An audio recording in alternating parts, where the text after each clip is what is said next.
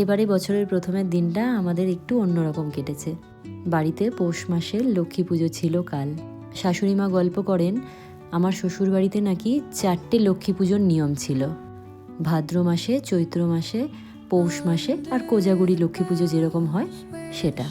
এতগুলো লক্ষ্মী পুজো করা বা মনে রাখা সম্ভব নয় বলে শাশুড়ি মা ভাদ্র মাস আর চৈত্র মাসেরটা অনেক দিন আগেই তুলে দিয়েছিলেন, কিন্তু পৌষ মাস আর কোজাগরি লক্ষ্মী পুজোটা বিয়ের পর থেকেই আমি এসে দেখেছি এই বাড়িতে হয়। শাশুড়ি মা আমাকে জিজ্ঞাসা করেছিলেন যে পৌষ মাসের এই লক্ষ্মী পুজোটা আমি পরে করতে পারবো কি না, কারণ পৌষ মাসের এই লক্ষ্মী পুজোর দিনটা তো মনে রাখতে হয়।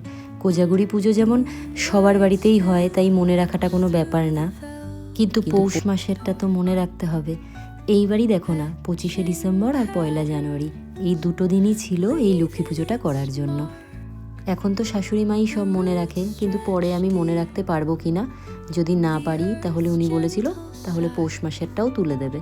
কিন্তু আমি কি ভাবলাম বলো তো, আমার শ্বশুর বাড়িতে না মূর্তি পুজো হয় না, ধানকে ঝাঁপির মধ্যে ভরে সেই ধানটাকেই পুজো করা হয় লক্ষ্মী হিসেবে। আর পৌষ মাসে যেই ধানটাকে পুজো করা হয় সেটাকেই কোজাগরি লক্ষ্মী পুজোর দিন পুজো করার জন্য যত্ন করে রেখে দেওয়া হয়, আর কোজাগরি পুজোর পর সেটাকে জলে দিয়ে দেওয়া হয়। তাই পৌষ মাসের এই পুজোটা না করলে কোজাগরি পুজোর দিন কোন ধান দিয়ে পুজো করা হবে, সেই জন্য এই পুজোটা আমি বলেছি না, আমিও পরে এই পুজোটা করেই যাব। আর আমার উপরের এই যে রান্নাঘর, এখানে না আজ পর্যন্ত কোনো দিন কিচ্ছু রান্না করিনি, এই প্রথম ঠাকুরের জন্য ভোগ রান্না করলাম।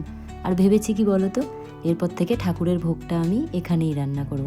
শাশুড়ি মা এতদিন নিচেই একটা আলাদা জায়গায় বসে রান্না। আমার শ্বশুর বাড়িতে মা লক্ষ্মীকে যখনই খাবার দেওয়া হয় এরকম 6টা ভাগে দেওয়া হয়। সেদিন বাবার দায়িত্ব পড়েছিল দুপুরে ছেলেকে খাওয়ানোর।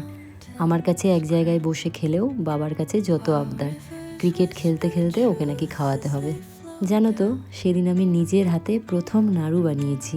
এই যে পুলিশের ড্রেসটা, এটা ওর বাবা ওকে এনে দিয়েছে, ভীষণ খুশি, সারাদিন এটা পরে ঘুরে বেড়ায়।